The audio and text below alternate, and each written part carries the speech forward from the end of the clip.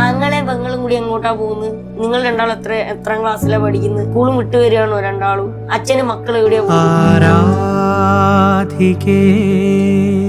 ഞങ്ങള് കല്യാണം കഴിഞ്ഞിട്ട് ഇതുവരെ ഒരു ഹണിമൂൺ പോയിട്ടില്ല. പോണമെന്നുണ്ട്, പക്ഷെ ഈ സമൂഹം സമ്മതിക്കില്ല. മഞ്ഞുതീരും വഴിയരികെ ഉണ്ടെങ്കിൽ പോലും എന്താ പറയാ, ആൾക്കാര് നോക്കുക എന്താ ഇങ്ങനെ ഒരു നോട്ടം. പേരൻസ് സമ്മതിച്ച് നടന്നൊരു ഒളിച്ചോട്ടാണ്. സമൂഹം ഉണ്ടാക്കി വെച്ച ഒരു ഇത്ര പവൻ വേണം കല്യാണം കഴിക്കാൻ ഒരു പെണ്ണിനെ പറഞ്ഞേക്കും, അതിന് എതിരെയുള്ള ഒരു പ്രതിഷേധം. അതെ, ഞങ്ങൾക്ക് അവളെ കെട്ടിച്ചു വിടാനുള്ള സ്വർണവും പണവും ഒന്നും ആയിട്ടില്ല മോനെ, കല്യാണം കുറച്ചും കൂടി നീട്ടും. ഞാൻ പറഞ്ഞു അതൊന്നും കുഴപ്പമില്ല അമ്മ, എനിക്ക് അവളെ മാത്രം മതി എന്ന് പറഞ്ഞു.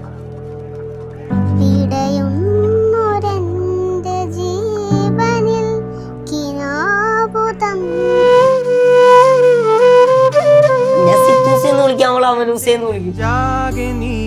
1.5 വർഷത്തെ പ്രണയ കുറെ കഴിഞ്ഞപ്പോഴാണ് വീട്ടിലറിഞ്ഞത്. അറിഞ്ഞതാണോ പിടിച്ചതാണോ? അറിഞ്ഞതല്ല, പിടിച്ചതാ. ഫോൺവിളി കൊണ്ട് പിടിച്ചതാ. ഇന്ന് വരെ നടന്ന കാര്യം ഞങ്ങൾ ഇതുവരെ അങ്ങോട്ടും ഇങ്ങോട്ടും മറച്ചു വെക്കേണ്ട കാര്യമില്ല. എല്ലാം ഓപ്പൺ ആയിട്ട് ഞങ്ങള് അല്ലേ, ഓപ്പൺ ആയിട്ടല്ലേ.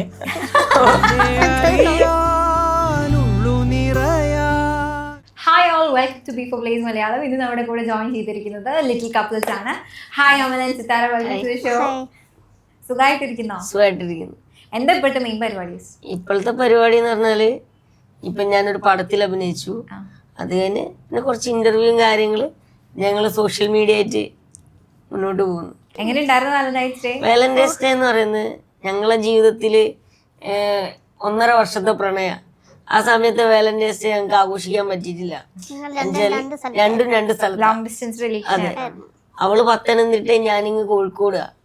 അപ്പോ ഞങ്ങക്ക് പോവാൻ തന്നെ ഒറ്റയ്ക്ക് നടക്കൂല, വേറെ ഒരാൾ കൂട്ടിന് വേണം. പിന്നെ അവളും അങ്ങനെ ഒറ്റയ്ക്ക് എവിടെയും പോയിട്ടില്ല. അതുകൊണ്ട് ഇപ്പൊ വീട്ടിൽ പറഞ്ഞാൽ എന്താ അവൻ പ്രണയിക്കുന്നുണ്ട് എന്ന് ഫസ്റ്റ് ടൈമിൽ അറിയിച്ചിട്ടില്ല. കുറെ കഴിഞ്ഞപ്പോഴാണ് വീട്ടിലറിഞ്ഞത്. അറിഞ്ഞതാണോ പിടിച്ചതാണോ? അറിഞ്ഞതല്ല, പിടിച്ചതാ. ഫോൺവിളി കൊണ്ട് പിടിച്ചതാ. അപ്പോ അങ്ങനെ ഞങ്ങക്ക് പോവാൻ പറ്റിയിട്ടൊന്നുമില്ല. പിന്നെന്ന് വെച്ചാല് അപ്പൊ നിങ്ങളുടെ 1.5 വർഷമായില്ലേ ആദ്യത്തെ വാലന്റൈൻസ് ഡേ ആയിരുന്നോ? അല്ലല്ല, ഞങ്ങള് ഇതിന്റെ ആദ്യത്തെ വാലന്റൈൻസ് ഡേ, കല്യാണം കഴിഞ്ഞ ആദ്യത്തെ വാലന്റൈൻസ് ഡേ. എങ്ങനെ ഉണ്ടായിരുന്നു? പിന്നെ പ്രപ്പോസ് ചെയ്തു? എങ്ങനെ പ്രപ്പോസ് ചെയ്തേ? ഒന്നുമില്ല, സാധാരണ രീതിയിൽ ഒരു പൂവും ഒരു ഡയറി മിൽക്കും കൊടുത്തു. ഇന്ന മോളെ എന്റെ കയ്യിൽ ഇതേ ഉള്ളൂ, നിനക്ക് തരാന്ന് പറഞ്ഞു. അപ്പൊ ചേച്ചി എന്ത് പറഞ്ഞു? ഞാൻ താങ്ക് യു പറഞ്ഞു, കെട്ടിപ്പിടിച്ചു. ഓക്കെ, അതോടുകൂടി വാലന്റൈൻസ് ഡേ കഴിഞ്ഞു. ഈ ലോങ് ഡിസ്റ്റൻസ് റിലേഷൻഷിപ്പ് ഭയങ്കര ബുദ്ധിമുട്ടാണ് ഹാൻഡിൽ ചെയ്യാന്ന് കേട്ടിട്ടുണ്ട്. നിങ്ങൾക്ക് എങ്ങനെ ഫീൽ ചെയ്തത്? ഞങ്ങൾക്ക് ഒരിക്കലും തോന്നിയിട്ടില്ല. ഞങ്ങൾക്ക് ബുദ്ധിമുട്ട് സഹായിച്ചത് ഫോണാ. എന്നുവെച്ചാല് ഞങ്ങള് ഫസ്റ്റ് തന്നെ കണ്ടുമുട്ടുന്നത് എങ്ങനെയാന്ന് വെച്ചാല് ഞങ്ങളൊരു ഗ്രൂപ്പ് ഉണ്ട്, ലിറ്റിൽ പീപ്പിൾ എന്ന് പറഞ്ഞിട്ടുള്ള ട്രസ്റ്റ് എന്ന് പറഞ്ഞൊരു ഗ്രൂപ്പാ. ആ ഗ്രൂപ്പിൽ നിന്നാണ് ഇവളെ ഞാൻ പരിചയപ്പെടുന്നത്. ഒരു ഓണപരിപാടിക്കാണ് പരിചയപ്പെടുന്നത്. എന്നുവെച്ചാൽ ഓണപരിപാടിയുടെ കോർഡിനേറ്റർ ആയിട്ട് നിന്നത് ഞാനാ. ഏതൊരു ഇതിലും ആണിനെ പിടിച്ച് നിർത്തണം എന്നാണ്. പക്ഷേ ആ പെണ്ണുങ്ങളെന്ന് എന്താ പറയുക, ഒരു ചേച്ചിയായിരുന്നു നിൽക്കേണ്ടത്. അപ്പൊ ചേച്ചി വന്നില്ല, ഞാൻ നിന്നു. അപ്പൊ അങ്ങനെ ഇവള് പാട്ട് പാടി. ഫസ്റ്റ് പാട്ട് പാടി, രണ്ടാമതൊരു മാപ്പിളപ്പാട്ട്, പിന്നെ വേറെ എന്തെങ്കിലും അല്ല, ഇത് ഏതൊരു കവിത, ഒരു കവിതയും, രണ്ടാമത് വേറെ ഏതോ പാട്ട് പാടി, മൂന്നാമത് വേറത്തെ പാട്ട് പാടി. അന്ന് തന്നെ രാത്രി 12 മണിക്ക് അവൾ ഐ ലവ് യു എന്നും പറഞ്ഞ് എനിക്ക് മെസ്സേജ്. രാത്രി 12 മണിക്ക് ഐ ലവ് യു എന്ന് പറഞ്ഞ് മെസ്സേജ്. അപ്പൊ ചേച്ചിയാണോ ആദ്യമായിട്ട് പറയുന്നത്? അവൾ എന്നോട് ആദ്യമായിട്ട് പറയുന്നത്. അപ്പോ അങ്ങനെ ഞങ്ങളുടെ ട്രസ്റ്റിലുള്ള ഒരു ചേച്ചിനോട് പറഞ്ഞു, ചേച്ചി ആ കൊച്ചിനോടൊന്ന് പറഞ്ഞ് മനസ്സിലാക്കി കൊടുക്കുക, എനിക്കിപ്പോ താല്പര്യമില്ല, എന്താ പറയാ കോയാന്ന് വിചാരിക്കില്ല ആൾക്കാർ, അത് പ്രശ്നമാണല്ലോ. അപ്പൊ ഒന്ന് പറഞ്ഞ് മനസ്സിലാക്കി കൊടുക്കുന്ന പറഞ്ഞു. പക്ഷെ ആള് ഗ്രൂപ്പിൽ വന്ന സമയത്ത് ഞാൻ ആളെ വൈകിട്ടുണ്ട്. എന്നുവെച്ചാൽ അവള് ഓപ്പണായിട്ട് എനിക്ക് വീടില്ല, ഞങ്ങൾ 24 വർഷത്തോളമായി വാടകയ്ക്ക് താമസിക്കുന്നു, എനിക്കൊരു വീട് വെച്ച് തരാൻ പറ്റുമോ എന്ന് ചോദിച്ചു അവള്. എന്നുവെച്ചാൽ അവളെ അമ്മയും അവള് ഒരേ ഹൈറ്റാ, ഷോർട്ട് കാറ്റഗറിയാ. അപ്പം ഞാനിത് കേട്ട പാടെ തന്നെ ഞാൻ എൻ്റെ ഗ്രൂപ്പിലുള്ള ഒരാളോട് പറഞ്ഞു, നമുക്ക് എന്തെങ്കിലും ചെയ്തു കൊടുക്കാൻ പറ്റും, നമുക്ക് ചെയ്തു കൊടുക്കണം. അങ്ങനെ ഞമ്മളെ പുറകെ പിടിച്ച്. പക്ഷെ മെസ്സേജ് അയച്ചു കഴിഞ്ഞാൽ പ്രശ്നമല്ല, അങ്ങനെ ഒന്നും അയച്ചില്ല. അത് കഴിഞ്ഞ് ഇവള് മെസ്സേജ് അയച്ചെന്ന് പറഞ്ഞില്ല, ഞാൻ ഐ ലവ് യു എന്നും പറഞ്ഞ് മെസ്സേജ് അയച്ച സമയത്താണ് ഞാൻ ട്രസ്റ്റിലെ സെക്രട്ടറി എന്ന് പറഞ്ഞൊരു നീലിമ എന്ന് പറഞ്ഞിട്ടുള്ള ചേച്ചിയുണ്ട്. ചേച്ചീനോട് ഞാനിങ്ങനെ പറഞ്ഞു, ചേച്ചി ഇങ്ങനെ ഒരു കൊച്ചു മെസ്സേജ് അയച്ചിട്ടുണ്ട്, ചേച്ചി ഒന്ന് പറഞ്ഞ് മനസ്സിലാക്കി കൊടുക്കുക, എനിക്കിപ്പോൾ താല്പര്യമില്ലെന്ന്. അപ്പോൾ ചേച്ചി എന്നോട് പറഞ്ഞു, ഞാനൊന്ന് വിളിച്ചാൽ കൊച്ചിയായിട്ട് സംസാരിക്കാമെന്ന് പറഞ്ഞു. അപ്പോൾ ചേച്ചികളെ വിളിച്ച് സംസാരിച്ചപ്പോൾ പറഞ്ഞു, എടാ അവൾക്ക് നിന്നോട് നല്ല ക്രഷാണ്, നിങ്ങളൊന്ന് സംസാരിക്കുന്നതാണ്. അപ്പോൾ അവൾ പിന്നെ എന്നാ വീഡിയോ കോളല്ലേ വിളിച്ചു, വീഡിയോ കോൾ വിളിച്ചു. അപ്പോൾ ഞാൻ ഫോൺ എടുത്തില്ല, നമ്മളൊരു ഡിമാൻഡ് വെച്ചു. ഞാൻ കുറച്ച് കഴിഞ്ഞ് തിരിച്ച് വിളിച്ച് കാര്യങ്ങൾ സംസാരിച്ചു. അവളെ കാര്യങ്ങൾ ഓപ്പണായിട്ട് പറഞ്ഞു. ഞങ്ങൾ 24 വർഷത്തോളമായി വാടകയ്ക്ക് താമസിക്കുന്നത്, പിന്നെ സ്വന്തമായിട്ടൊന്നുമില്ല, വാടകയ്ക്കാണ് താമസിക്കുന്നത്. അമ്മയ്ക്കൊരു ചെറിയ ജോലിയാണ്, അപ്പായ്ക്കും ചെറിയൊരു ജോലിയാണെന്നൊക്കെ പറഞ്ഞു. അങ്ങനെ പിന്നെ ഞങ്ങൾ കോളായി. പിന്നെ ഞങ്ങളിങ്ങനെ കോള് തുടങ്ങിയ സമയത്തിന് ഞാൻ പറഞ്ഞു, എനിക്കൊന്ന് ജസ്റ്റ് ഒന്ന് നിന്നെ കാണണം എന്ന് പറഞ്ഞു. അപ്പോൾ വീട്ടിൽ നിന്ന് ഇങ്ങനെ ഒരു സ്ഥലം വരെ പോകാമെന്നും പറഞ്ഞ് ഇറങ്ങി. അപ്പോൾ ആറന്മുള അമ്പലത്തിൽ അവളോട് വരാൻ പറഞ്ഞു. അവളെ ഫ്രണ്ട് വരുന്ന ഞാൻ വിചാരിച്ച് അവളെ അമ്മയാണ് വന്നത്. അവളെ അമ്മയും കൂടി വന്ന് ഞങ്ങൾ നേരിട്ട് കണ്ട് കാര്യങ്ങൾ സംസാരിച്ച്. അപ്പോൾ ഞാൻ ചോദിച്ചു, എന്തുകൊണ്ടാണ് ഫ്രണ്ട് ആരും ഇല്ലാത്തതെന്ന്. അപ്പോൾ പറഞ്ഞു, അവൾക്ക് കൂട്ടായിട്ട് വലിയ അങ്ങനെ ആരുമില്ല, അങ്ങനെ കൂട്ടായിട്ട് ആരും ഇല്ലായിരുന്നു. അങ്ങനെ നമ്മളായിട്ട് ഞങ്ങൾ സംസാരിച്ചു. ഞാൻ അവളെ അമ്മേനോട് പറഞ്ഞു, അമ്മ എനിക്ക് ഓക്കെയാണ്, എനിക്ക് അവളെ വേണമെന്ന് പറഞ്ഞു. അപ്പോൾ കാര്യങ്ങൾ സംസാരിച്ചു. അപ്പം ഞാൻ എൻ്റെ വീട്ടിൽ പോയിട്ട് ഇങ്ങനെ ഒരു കുട്ടീനെ കണ്ടിട്ടുണ്ട്, എനിക്ക് ഇഷ്ടപ്പെട്ടിട്ടുണ്ട് എന്നൊക്കെ പറഞ്ഞു. നമുക്ക് സംസാരിക്കാമെന്നൊക്കെ പറഞ്ഞു. അത് കഴിഞ്ഞ് പിന്നെ ഞങ്ങൾ ഫോണായി. പിന്നെ നിരന്തരം, അതായത് വൈകുന്നേരം ഒരു 8 മണിക്ക് തുടങ്ങിയ പിറ്റേന്ന് പുലർച്ചെ 4 മണി വരെ ഞങ്ങൾ സംസാരിക്കും. വെട്ടി തുറന്ന് അതായത് അവള് ജീവിച്ച് വന്ന കാര്യങ്ങളൊക്കെ സംസാരിക്കും. ഇന്ന് വരെ നല്ലൊരു സിനിമ കാണാനും കൂടിയും പോയിട്ടില്ല, പിന്നെ കറങ്ങാൻ പോയിട്ടില്ല. എന്നാ ഞാനൊക്കെ എന്ന് പറഞ്ഞാൽ ഫ്രണ്ട്സുകളോട് ഒന്നുമില്ലെങ്കിൽ ആരെങ്കിലും കൊണ്ടുപോകും എന്നാ. അപ്പോൾ അവള് എന്നോട് പറഞ്ഞു, എനിക്ക് അങ്ങനെ ഒന്നും പോകാൻ പറ്റിയിട്ടില്ല, എനിക്കൊന്നും പുറത്ത് പോയിട്ട് കറങ്ങാനോ അല്ലെങ്കിൽ ഒരു സിനിമയ്ക്ക് പോകാനോ ഒരു ടൂറ് പോകാനോ അങ്ങനെയൊന്നും ഇതുവരെ ലൈഫ് പറ്റിയിട്ടില്ല. അതൊക്കെ സംസാരിച്ച് ഞങ്ങൾ എല്ലാ കാര്യവും, ഞാൻ എൻ്റെ കാര്യവും പറഞ്ഞു, എൻ്റെ വീട്ടിൽ അച്ഛൻ അമ്മ, ഞാൻ ഇന്നെ പോലത്തെ ഒരാളാണ് ഞാനും, വേറെ ഇതൊന്നുമില്ല എന്നൊക്കെ സംസാരിച്ചു. അത് കഴിഞ്ഞാണ് വീട്ടിലറിഞ്ഞ്. ഒരു ദിവസം എൻ്റെ അച്ഛൻ നാട്ടിൽ പോകും. ഞാൻ എറണാകുളത്തുള്ള സമയത്ത് അച്ഛനും ഉണ്ടായിരുന്നു. അപ്പം നാട്ടിൽ പോകുന്ന സമയത്ത് അച്ഛൻ വിളിച്ചു, ഞാൻ ഫോൺ എടുത്തില്ല, ഞാൻ ബിസിയാ. രാവിലെ 6 മണിക്കാണ് ബിസി. അതായത് വൈകുന്നേരം 8 മണിക്ക് തുടങ്ങി, ഇന്ന് വൈകുന്നേരം 8 മണിക്ക് തുടങ്ങിയ കോളാന്ന് വെച്ചാൽ പിറ്റേന്ന് രാവിലെ 6 മണി അല്ലെ ചിലപ്പോൾ 8 മണിയൊക്കെയാണ് ഞങ്ങൾ വെക്കാൻ. ഓരോരോ കാര്യങ്ങൾ ഇങ്ങനെ സംസാരിക്കും. ചിലപ്പോൾ കാന്നും പറഞ്ഞ ഒരു അക്ഷരം പറയും, അതിൻ്റെ പാട്ട് പാടാൻ പറയും. ചിലപ്പോൾ വേറെ എന്തെങ്കിലും കാര്യം പറയും, പിന്നെ ചോറിൻ്റെ കാര്യം. അങ്ങനെ വീട്ടിൽ കഴിച്ച് അന്ന് നടന്ന സംഭവം തീർത്തു, എവിടെ പോയി എവിടെ നിന്ന് തുടങ്ങി അത് തീർത്ത് ഞങ്ങൾ പറയും. അങ്ങനെ കാര്യങ്ങളൊക്കെ പറഞ്ഞ് ഞാൻ അച്ഛൻ പിടിച്ച്, അച്ഛന് തോന്നി എന്തോ ഒരു ഇതുണ്ട് എന്ന്. അങ്ങനെ എൻ്റെ ചേച്ചീനോട് ഞാൻ പറഞ്ഞു, അച്ഛൻ്റെ പെങ്ങളോട് പറഞ്ഞു, പിന്നെ അച്ഛൻ്റെ അമ്മേനോട് പറഞ്ഞു. അപ്പോൾ അച്ഛൻ്റെ പെങ്ങൾ അല്ലേ അവളെ അമ്മേൻ്റെ നമ്പർ എടുത്തു, അവളെ അമ്മയായിട്ട് സംസാരിച്ചു. അപ്പോൾ പറഞ്ഞു, ഞങ്ങൾക്ക് നിങ്ങളെ മോളെ മാത്രം മതി, സ്വർണ്ണമായിട്ടോ പണമായിട്ടോ ഒന്നും ഞങ്ങൾക്ക് വേണ്ടാന്ന് പറഞ്ഞു. കോഴിക്കോടുകാർക്ക് എനിക്ക് തോന്നിയൊരു കാര്യമാണോ, ഭയങ്കര സ്നേഹമുള്ള. അതെ അതെ അതെ അതെ, ഞങ്ങളെങ്ങനെയാ കോഴിക്കോടുകാരെങ്ങനെ. അപ്പോൾ അവർ പറഞ്ഞു, ഞങ്ങൾ ജസ്റ്റ് ഒന്ന് അങ്ങോട്ട് വരാം, കാണാൻ വരാമെന്ന് പറഞ്ഞു. അപ്പോൾ ഞാൻ ചോദിച്ചു, എന്താ അമ്മ, ഞങ്ങളിന്ന് അങ്ങോട്ട് വരാമെന്ന് പറഞ്ഞു. അപ്പോൾ പറഞ്ഞു, മോനെ ഇവിടെ നിങ്ങൾ വന്ന് കാണാനുള്ള സാഹചര്യം ഒന്നുമല്ല, ഒരു റൂമും ഒരു ചെറിയൊരു ഇതൊക്കെ ഉള്ളൂ, നിങ്ങൾ ഇങ്ങോട്ട് വരണം, ഞങ്ങൾ അങ്ങോട്ട് വരാമെന്ന് പറഞ്ഞു. വേണ്ട അമ്മ, നമുക്ക് അവിടെ എവിടെയെങ്കിലും ഒരു ഹോട്ടലിൽ ഇരുന്ന് സംസാരിച്ചിട്ട് പോന്നു. വേണ്ട മോനെ, ഞങ്ങൾ അങ്ങോട്ട് വരാമെന്ന് പറഞ്ഞു. അപ്പോൾ എനിക്ക് തോന്നുന്നു ഞങ്ങളെ നാട്ടിൽ കോഴിക്കോട് ആദ്യമായിട്ടാണ് ഒരു പെണ്ണ് ചെറുക്കനെ കാണാൻ ആദ്യമായിട്ട് എൻ്റെ വീട്ടിലേക്ക് വന്നത്. അന്ന് അവൾ വന്നു. അപ്പോൾ അവർക്കൊരു ഇതായിരുന്നു, എന്ത് ഒറ്റയ്ക്ക് വരാനുള്ള ഒരു ഇതായിരുന്നു. അവളും അവളെ അമ്മയും അവളെ മാമനും ഒക്കെ ഉണ്ടായിരുന്നു. അപ്പോൾ എറണാകുളത്തു നിന്ന് ഞാനും ആ ട്രെയിനിൽ കയറി അവരെ കൂടെ വീട്ടിൽ പോയി. അവൾ അടുക്കള കൂടെ അപ്പുറത്തെ അടുക്കള വഴി വീട്ടിൻ്റെ അകത്ത് കയറി അച്ഛനായിട്ടൊക്കെ കാര്യങ്ങൾ സംസാരിച്ച് ഞങ്ങളെ കല്യാണം ഉറപ്പിച്ചതാണ്. അപ്പോൾ അവിടെ വെച്ചിട്ട് അവരൊരു ഡേറ്റ് തീരുമാനിച്ചു, ഡിസംബർ 29. കഴിഞ്ഞ വർഷം ഡിസംബർ 20. അല്ല എനിക്ക് ഓർമ്മയുണ്ട്, നിനക്ക് ഓർമ്മയില്ലൊക്കെ. ഓക്കെ, അപ്പോൾ കഴിഞ്ഞ വർഷം ഡിസംബർ 29 ഞങ്ങളെ കല്യാണം ഗുരുവായൂർ വെച്ചിട്ട് ഉറപ്പിക്കാന്ന് വെച്ച് അവള് കലണ്ടറിലൊക്കെ നോക്കി അപ്പോൾ അതിൻ്റെ ഇടയിൽ കല്യാണം ഉറപ്പിച്ച് എന്നുള്ളൊരു ഇത് തന്നു കഴിഞ്ഞാൽ നമുക്ക് പെണ്ണിൻ്റെ വീട്ടിൽ പോകാമല്ലോ. അന്ന് രാത്രി തന്നെ വലിയ റിട്ടേൺ തിരിച്ചു പോയി. അത് കഴിഞ്ഞ് ഒരു സെപ്റ്റംബർ ഓണത്തിൻ്റെ ടൈമിൽ നമ്മളെ വീട്ടിൽ പോയി ഡ്രസ്സൊക്കെ കൊടുത്തു. അതിൻ്റെ മുന്നേ ബർത്ത്ഡേക്ക് പോയി ഡ്രസ്സൊക്കെ കൊടുത്താ, ഓണത്തിന് പോയി ഡ്രസ്സൊക്കെ കൊടുത്തു. അത് കഴിഞ്ഞ് എറണാകുളത്ത് നിൽക്കുന്ന സമയത്തല്ലേ, എറണാകുളത്ത് നിൽക്കുന്ന സമയത്ത് ഒരു ദിവസം അവൾ എന്നെ വിളിച്ചു, ആറന്മുള സദ്യ ഉണ്ട് വരുന്നോന്ന് ചോദിച്ചു. ഞാൻ പറഞ്ഞു വരാം, തീർച്ചയായും വരാമെന്ന് പറഞ്ഞു. അങ്ങനെ സെപ്റ്റംബർ 22-ന് സെപ്റ്റംബർ 22-ന് അന്ന് വെള്ള സദ്യ ഒന്നുമില്ല, വെറുതെ അവൾക്ക് തന്നെ കാണണോ, എനിക്ക് അവളെ കാണണോ, അങ്ങനെ സദ്യ ഉണ്ടായിരുന്നു കഴിഞ്ഞു. അപ്പോൾ ഞങ്ങൾ രണ്ടാളും ഞാൻ നേരിട്ട് ആറന്മുള അമ്പലത്തിലേക്ക് പോയി. വീട്ടിൽ നിന്ന് അമ്മമ്മേനോട് പറഞ്ഞിട്ടുണ്ട്, അമ്മമ്മ അവൾ വന്നിട്ടുണ്ടെങ്കിൽ ഞാൻ കൂട്ടുന്നു പറഞ്ഞു. അപ്പോൾ ഇവളെ വീട്ടിൽ പോയ സമയത്ത് അവൾ അമ്മേനോട് കുറേ കാര്യങ്ങൾ പറഞ്ഞു. മോനെ കല്യാണം എന്നും നീളും.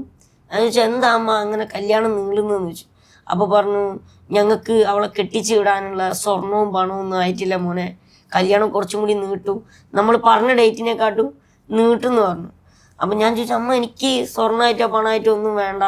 എന്നുവെച്ചാൽ ഇപ്പോഴത്തെ കാലത്ത് നമുക്കറിയാലോ, എല്ലാവരും അവസ്ഥ അറിയാലോ. അപ്പം ഞാൻ പറഞ്ഞു, അമ്മ എനിക്കൊന്നും വേണ്ട, എനിക്ക് അവളെ മാത്രം മതി, ഞങ്ങൾക്ക് രണ്ടാൾക്കും സ്നേഹിക്കാനുള്ള ഒരു മനസ്സ് മാത്രം മതി, ഞങ്ങളല്ലേ ജീവിക്കുന്നതെന്ന് പറഞ്ഞു. അപ്പോൾ പറഞ്ഞു, മോനെ നീ പറയുന്നത് എടാ ചെറുക്കാ, നീ അങ്ങനെയൊന്നും പറഞ്ഞാൽ ശരിയാവൂല, ഒരു പെണ്ണിനെ കഴിച്ച് ഇതാക്കുമ്പോൾ അതിൻ്റെതായുള്ള ഉത്തരവാദിത്വം പെണ്ണിൻ്റെ വീട്ടുകാർക്ക് ഉണ്ടെന്ന് പറഞ്ഞു. ഞാൻ പറഞ്ഞു, അതൊന്നും കുഴപ്പമില്ല അമ്മ, എനിക്ക് അവളെ മാത്രം മതി എന്ന് പറഞ്ഞു. അങ്ങനെ അവളമ്മ ചോറെടുക്കാൻ അകത്തേക്ക് പോയിട്ടുണ്ട്. രാവിലത്തെ ചായയൊക്കെ കുടിച്ച് ഞങ്ങളിങ്ങനെ സംസാരിക്കുക. ഉച്ചക്കത്തെ ചോറെടുക്കാൻ അകത്തേക്ക് പോയിട്ടുണ്ട്. സാമ്പാറും ചോറും അവിയലും ഉപ്പേരിയൊക്കെ എന്താ പറയുക, സദ്യ പോലെ വെച്ചിട്ടുണ്ട്. അങ്ങനെ ഫുഡ് കഴിച്ച് അവൾ അകത്തേക്ക് പോയി. ആ സമയത്ത് ഞാൻ പറഞ്ഞു പോവല്ലേന്ന് വെച്ചു. അങ്ങനെയാണ് അവൾ അകത്ത് പോയി ഡ്രസ്സൊക്കെ എടുത്ത് ബാഗിൽ വെച്ചു. അപ്പോൾ അവളെ അമ്മ ഇങ്ങനെ പറയുന്നുണ്ട്, മോനെ നീ എന്തായാലും വീട്ടിൽ നിന്ന് ആറന്മുള അമ്പലത്തിൽ പോകാന്ന് പറഞ്ഞല്ലേ വന്നേ, നിങ്ങൾ രണ്ടാളും കൂടി ഒന്ന് ആറന്മുള അമ്പലത്തിൽ പോടി, വെറുതെ ഇതാക്കണ്ട, വെറുതെ ഒന്ന് ആറന്മുള അമ്പലത്തിൽ പോയിട്ട് വാന്ന് പറഞ്ഞു. അപ്പോൾ ഞാൻ പറഞ്ഞു, അമ്മ ഞങ്ങൾ രണ്ടാളും പോയിട്ട് വരുന്നു പറഞ്ഞു. അപ്പോൾ അവളമ്മ വേഗം ചായയൊക്കെ കാച്ചി തന്നു, ചായയും കുടിച്ചു. അത് കഴിഞ്ഞ് അവൾ ഡ്രസ്സൊക്കെ എടുത്തു വെച്ചു. ഒരു ഡ്രസ്സ് എടുക്കാൻ പറഞ്ഞു, ഞാൻ ഒരു ജോഡി ഡ്രസ്സ് എടുക്കാൻ പറഞ്ഞു. പിന്നെ ആധാർ കാർഡ്, പാൻ കാർഡ്, പിന്നെ SLC ബുക്ക്, കല്യാണം രജിസ്റ്റർ ചെയ്യണ ഇതൊക്കെ ആണല്ലോ. നേരത്തെ നോക്കി വെച്ചിട്ടുണ്ടായിരുന്നു, എല്ലാം സെറ്റാക്കി വെച്ചിട്ട് അങ്ങോട്ട് പോയത്. അല്ല അങ്ങനെയല്ല, പ്രിപ്പയർഡ് ആയിട്ടൊന്നുമല്ല. വരി അഞ്ചാ കൂട്ടി ഇറക്കി കൊണ്ടുവരണോ, കയ്യിൽ അഞ്ചാ സത്യം പറയാൻ 5 പൈസ ഇല്ല ആ സമയത്ത്. അങ്ങനെ അവിടെ നിന്ന് അവളമ്മ ഒരു ഓട്ടോറിക്ഷ വിളിച്ചു തന്നു. പിന്നെ അവളമ്മ പറഞ്ഞിട്ടുണ്ട്, മോനെ പച്ചക്കറിയൊക്കെ വാങ്ങാൻ പൈസ കൊടുക്കുന്നുണ്ട് അവൾക്ക്, അതൊക്കെ മേടിച്ചിട്ട് നീ അവളൊരു ഓട്ടോയിൽ കയറ്റിങ് തിരിച്ചയക്കണം എന്നും പറഞ്ഞു. ആ ഓട്ടോറിക്ഷ നേരിട്ട് അവിടെ നിന്ന് കയറി അവളമ്മയ്ക്ക് 2 ഉമ്മയും കൊടുത്ത് ഞങ്ങൾ രണ്ടാളും ആ ഓട്ടോറിക്ഷ നേരിട്ട് ചെങ്ങന്നൂർ റെയിൽവേ സ്റ്റേഷനിൽ വന്ന് ഇറങ്ങി. ആ ചേട്ടനോട് വന്ന് ചേട്ടൻ വിട്ടോ ഞങ്ങളിങ്ങ് വരുന്നു പറഞ്ഞു. ആ ചേട്ടൻ അവളെ അമ്മയ്ക്ക് അറിയുന്ന ആളാ. അങ്ങനെ തന്നെ സ്ഥിരം ഓട്ടോറിക്ഷക്കാരനാ. അങ്ങനെ തന്നെ അച്ഛൻ്റെ പെങ്ങളെ വീട്ടിൽ വന്നു. അതിൻ്റെ മുന്നേ ഓട്ടോയിൽ കയറിയ സമയത്ത് ഇങ്ങനെ ചെറുങ്ങനെ സൗണ്ടിൽ, അമ്മമ്മേ ഞാനിങ്ങനെ അവളെ കൂട്ടിയിട്ടുണ്ട്, ഞങ്ങൾ എറണാകുളത്തേക്ക് വരിക എന്ന് പറയുന്നു. പിന്നെ ഏട്ടനെ വിളിച്ചു പറഞ്ഞു, അച്ഛനെ വിളിച്ചു പറഞ്ഞു, എല്ലാവരെയും വിളിച്ചു പറഞ്ഞു. അതിൻ്റെ ഇടയ്ക്ക് അവളെ അമ്മ ഇങ്ങനെ വിളിച്ചുകൊണ്ട് നിൽക്കുന്നുണ്ട്. അപ്പം ഞാൻ ട്രെയിനിൽ കയറി, ട്രെയിൻ മൂവ് ആയതിനു ശേഷം ഫോൺ ഓണാക്കിയ. പിന്നെ അപ്പോൾ അവളമ്മ വിളിച്ചു, എൻ്റെ മോളെ ഇവിടെ എപ്പം കൊണ്ടാക്കണം എന്ന് പറഞ്ഞു. ഞാൻ ഫോൺ കട്ട് ചെയ്തു. പിന്നെ എൻ്റെ അച്ഛനെ വിളിച്ചിട്ട് പറഞ്ഞു, മോളെ ഇവിടെ കൊണ്ടാക്കണം എന്ന് പറഞ്ഞു. അവളെയും കൂട്ടി ഇങ്ങ് പോന്നിട്ടുണ്ട് എന്ന് പറഞ്ഞു. അവരെത്താനായിരുന്നു പറഞ്ഞു. അങ്ങനെ എറണാകുളത്ത് പോയി. അവിടെ നിന്ന് അച്ഛൻ്റെ പെങ്ങൾ പിറ്റേന്ന് രാവിലെ ഞങ്ങളെ കോഴിക്കോട് വൈരാഗ്യം അടുത്ത് കൊണ്ട് അവിടുന്ന് ഞങ്ങളെ കല്യാണം കഴിഞ്ഞു. വീട്ടുകാർ എന്താ പറയുക, ഇരു കയ്യിൽ നിന്ന് കിട്ടി ഞങ്ങളെ വീട്ടിലൊരു മോളെ പോലെ സ്വീകരിച്ചു. കല്യാണം കഴിഞ്ഞു, ലൈഫ് ഹാപ്പി ആയിട്ട് പോകുന്നു. ആക്ച്വലി എനിക്കിപ്പോൾ ഈ കഥ കേട്ടപ്പോൾ തോന്നിയത്, നോർമലി ഒളിച്ചോട്ടം എന്നൊക്കെ പറയുന്നത് പേരൻസ് സമ്മതിക്കാതെ വരുമ്പോഴാണ്. പക്ഷെ ഇത് പേരൻസ് സമ്മതിച്ച് നടന്നൊരു ഒളിച്ചോട്ടമാണ്. അതെനിക്ക് തോന്നുന്നു ഈ ഒരു സമൂഹം ഉണ്ടാക്കി വെച്ച ഒരു ഇത്ര പവൻ വേണം കല്യാണം കഴിക്കാൻ ഒരു പെൺകുട്ടിയെ പറഞ്ഞേക്കും, അതിന് എതിരെയുള്ള ഒരു പ്രതിഷേധം. അതെ അതെ, എൻ്റെ അച്ഛൻ ആദ്യം വിളിച്ച് പറഞ്ഞിട്ടുണ്ടായിരുന്നു, ഞങ്ങൾക്ക് സ്വർണ്ണമായിട്ടോ പവൻ ആയിട്ടോ ഒന്നും വേണ്ട, എനിക്ക് നിങ്ങളെ മോളെ മാത്രം മതി എന്ന്. എന്ന് വെച്ചാൽ നമ്മളിപ്പോൾ ഇപ്പോഴത്തെ സമൂഹത്ത് ഒരുപാട് കാര്യങ്ങൾ കാണുന്നു. എൻ്റെ അച്ഛൻ ഇതിനൊക്കെ എതിരാ, സ്വർണം പണം അതിനൊക്കെ എതിരാ. ഇങ്ങനെ കമ്മ്യൂണിസ്റ്റ് ഒന്നുമല്ല അച്ഛൻ, ഒരു രാഷ്ട്രീയത്തിലും ഇല്ല. എന്താ പറയാ, നമ്മളിപ്പം കാണുന്നല്ലേ, പൊതുവെ കാണുന്നല്ലേ. എന്നുവെച്ചാൽ ഞാൻ എന്ന് പറയുന്നത്, ഞങ്ങളൊരു വീടെടുത്തതെന്ന് വെച്ചാൽ ലോണും ബാങ്കിൽ ലോണൊക്കെ എടുത്തിട്ടാ. അങ്ങനെയാണെന്ന് വെച്ചാൽ എനിക്ക് പറയടി വീട്ടിലെ കുറച്ച് കടബാധ്യത ഉണ്ട്, നീ കുറേ സ്വർണം കൊണ്ടൊക്കെ വരണമെന്ന് പറയും.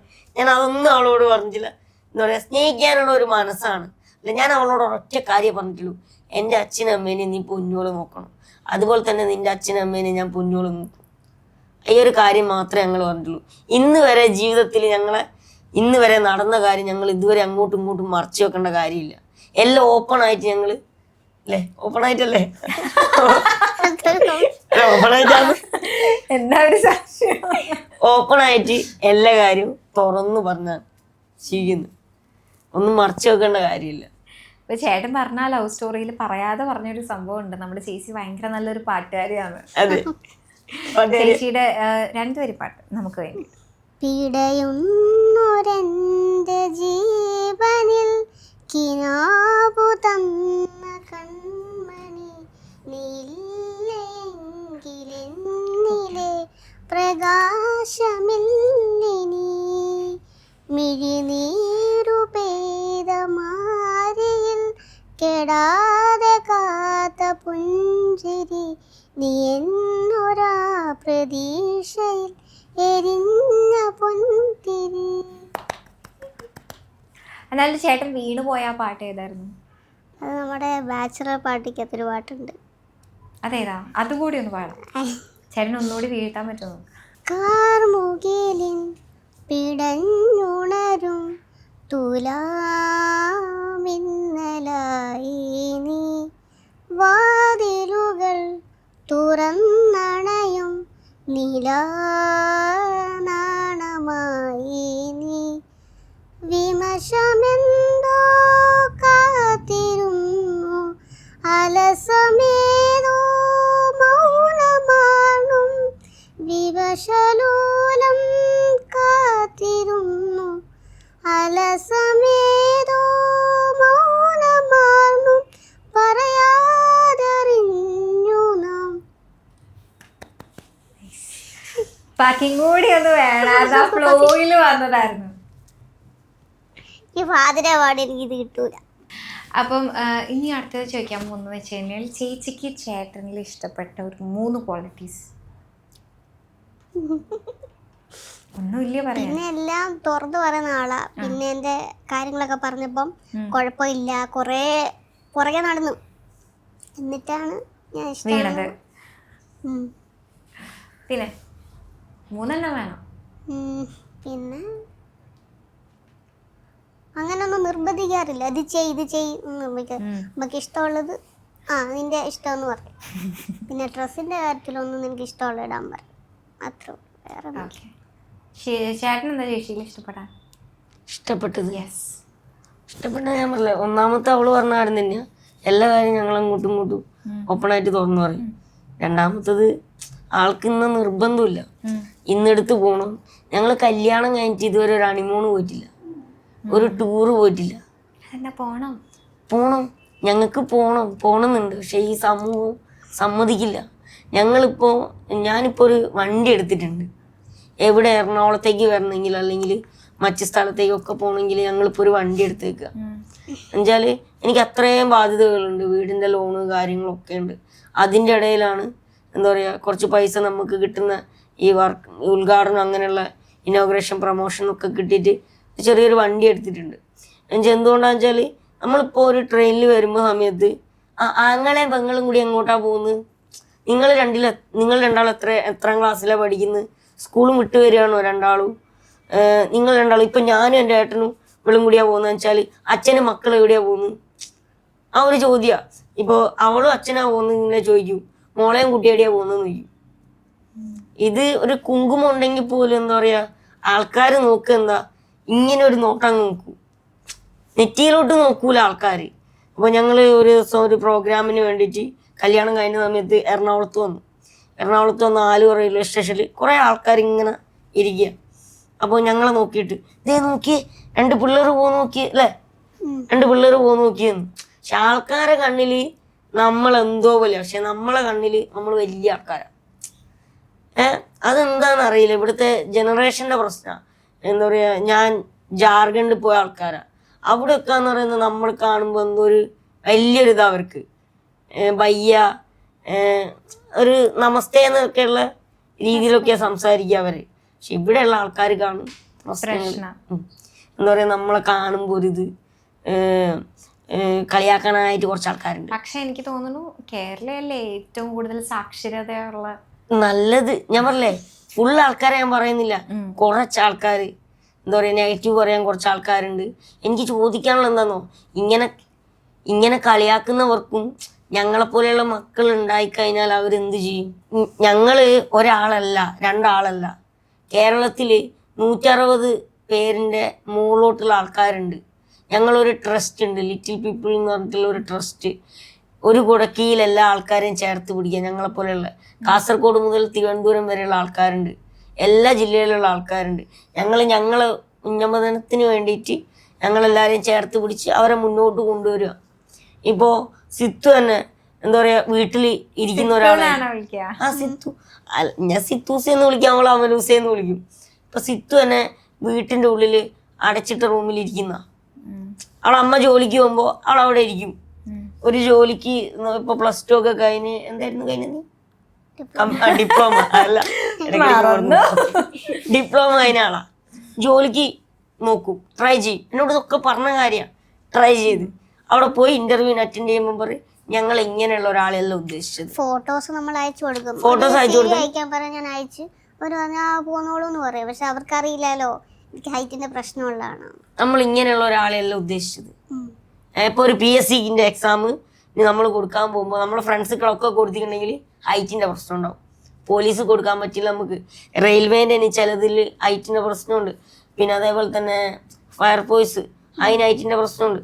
പലതിനും പല പ്രശ്നങ്ങളുണ്ട്. നമ്മളെ കാറ്റഗറിയിൽ കിട്ടേണ്ട ആനുകൂല്യങ്ങൾ നമുക്ക് കിട്ടുന്നില്ല. അത് തട്ടിയെടുത്ത് അവിടെ വേറെ ആൾക്കാരാ, ഏതാ ഭരിക്കുന്ന രാഷ്ട്രീയക്കാരെന്ന് വെച്ചാൽ അവർ വെക്കുക. അങ്ങനെ ഒരുപാട് ചോദ്യങ്ങൾ ഞാൻ എൻ്റെ എന്താ പറയുക പഞ്ചായത്ത് തന്നെ ചോദ്യം ചെയ്തിട്ടുണ്ട്. അപ്പോൾ പറഞ്ഞത് അതിങ്ങനെ രാഷ്ട്രീയക്കാരായതിനെ കൊണ്ടാണ് അവർ കയറ്റിയെന്ന് പറഞ്ഞു. അങ്ങനെ പല പ്രശ്നങ്ങളുണ്ട്. അത് ഞാൻ പറഞ്ഞില്ലേ, ഈ ഒരു പ്രശ്നം കൊണ്ടാണ് ഞങ്ങളൊരു വണ്ടി തന്നെ എടുത്ത്. എന്നുവെച്ചാല് എവിടെയെങ്കിലും പോകുമ്പോ ആൾക്കാർക്ക് നോക്കി കളിയാക്കാനോ പോയാലും ബുദ്ധിമുട്ട്, ആൾക്കാർ ഇങ്ങനെ നോക്കും. ഇപ്പൊ ചേച്ചി ഞാനും കൂടിയും പോകുമ്പോ, അല്ലെങ്കിൽ നമ്മളെല്ലാം കൂടിയും പോകുമ്പോ ആരെയാ നോക്കുക? എന്നെ നോക്കണം എന്നാണ് എന്റെ ആഗ്രഹം. ഞങ്ങളേക്ക് നോക്കുക. അപ്പൊ ചേച്ചിനോട് ചോദിക്കുന്നോ മക്കളെയും കുട്ടി എവിടെയാ പോകുന്നത്? അല്ല, പൊതുവെ ഞാൻ കാര്യം പറഞ്ഞ അങ്ങനെയാ പറയാ. ചേച്ചിയുടെ കൂടെ ഇപ്പൊ ഞങ്ങൾ ഇരിക്കുവാണെങ്കിൽ വേറൊരാൾ പറയാം മോളെടുത്ത് മടിയെടുത്ത് അങ്ങനെ പറയാ. എന്നുവെച്ചാൽ ഒരു 4 ആൾ ഇരിക്കുന്ന സീറ്റിലാന്ന് വെച്ചാൽ ഇപ്പൊ 6 ആളിരിക്കും. ഞങ്ങൾ 2 ആളിരുന്നാൽ അഡ്ജസ്റ്റ് ചെയ്ത് അമ്മോനെ അല്ലെങ്കിൽ വേറൊരാള്. ഞങ്ങളിപ്പോ ഒരു ബസ് കയറി, കോഴിക്കോട് നിന്ന് ഞങ്ങളെ നാട്ടിലേക്ക് പോകുന്ന ഒരു ബസ് കയറിയാരോ 2 ആൾക്കാർ മുന്നിൽ കയറിയിട്ടുണ്ട്. ഞങ്ങൾ അവരെപ്പുറത്തെ സീറ്റിലായിരുന്നു. അവരോട് പറയാം മക്കളെ എടുത്ത് മടിയിൽ വെച്ചുകൂടിയെന്ന്. മക്കളെ 2 ആളെ എടുത്ത് മടിയിൽ വെച്ചു. അപ്പൊ ഞാൻ ആ ചേട്ടനോട് പറഞ്ഞു, ചേട്ടാ ഒന്ന് അവളെ നെറ്റിയിലേക്ക് നോക്ക്, സിന്ദൂരം നോക്ക്, ഞാൻ കല്യാണം കഴിച്ച കുട്ടിയാ. എന്നപ്പോഴാണ് ആൾക്കാർക്ക് അറിയുക എന്ത് ഇതാണെന്ന് പറയും. ഇപ്പൊ എനിക്ക് തോന്നുന്നു കുറെ മാറ്റം വന്നിട്ടുണ്ട് ഞങ്ങളതിൽ. എനിക്ക് തോന്നുന്നു ചേട്ടനെയൊക്കെ കണ്ടു കഴിഞ്ഞാൽ അത്യാവശ്യം മെച്ചുവേർഡാണ്, മീശയൊക്കെ ഉള്ളത് കൊണ്ട് എന്തായാലും ഇപ്പം കുറച്ചൊരു മാറ്റം വന്നിട്ടുണ്ട്. മീശ ഉണ്ടായിട്ടൊന്നും ഒരു കാര്യമില്ല. ആൾക്കാർ പറയും, ഇപ്പൊ തന്നെ പറയുന്നുണ്ട്, ഞങ്ങൾ നേരിട്ട് അനുഭവിച്ച കാര്യങ്ങളാ. എന്താ പറയാ, ആൾക്കാർ നോക്കൂല. ആൾക്കാർ ഇങ്ങനെ ഒരു നോട്ടം, അയ്യൊരു വർത്താന. ഇത് കേൾക്കുമ്പോൾ നമ്മളിപ്പോ ട്രെയിന് കയറാൻ, ഞങ്ങൾ ഒരു ട്രെയിനിൽ നിന്ന് ഇറങ്ങിയിട്ടുണ്ട്. ഒരു ട്രെയിനിൽ കയറി ആ ട്രെയിനിൽ കുറെ ആൾക്കാർ വട്ടസമ്മേളനം, നമ്മൾ പണ്ട് പറയും വട്ടസമ്മേളനം വട്ടമേശ സമ്മേളനം, അത് നടത്തുക. വട്ടസമ്മേളനം ഞങ്ങളെ മാത്രം ഇതാക്കിയിട്ട് ആടന്ന് വേല് 2 ആൾ ഇങ്ങോട്ട് ഇങ്ങനെ പറയും, അപ്പുറത്ത് നൂല് 2 ആൾ പറയും, അപ്പുറത്ത് പോയിട്ട് അപ്പുറത്തെ സൈഡിൽ പോയിട്ട് കുറച്ച് ആൾക്കാർ വർത്താനം പറയും. ഞങ്ങളെ മാത്രം ഞങ്ങളെ ട്രെയിനിൽ ഇറങ്ങി വേറെ ട്രെയിനിൽ കയറി. ആ പരിപാടിക്ക് ഞങ്ങൾക്ക് എത്തേണ്ട ടൈമിൽ എത്താൻ പറ്റിയിട്ടില്ല. അവരോട് ഞങ്ങൾ പറഞ്ഞിട്ടുണ്ട് ഇന്നൊരു പ്രശ്നം ഉണ്ടായിരുന്നു, അതുകൊണ്ട് ഞങ്ങൾ കുറച്ച് വൈകുമെന്ന് പറഞ്ഞു. ഞങ്ങൾ വേറെ ട്രെയിനിൽ മാറി കയറിയതാണ്. അങ്ങനെയുള്ള കുറേ പ്രശ്നങ്ങളുണ്ട്.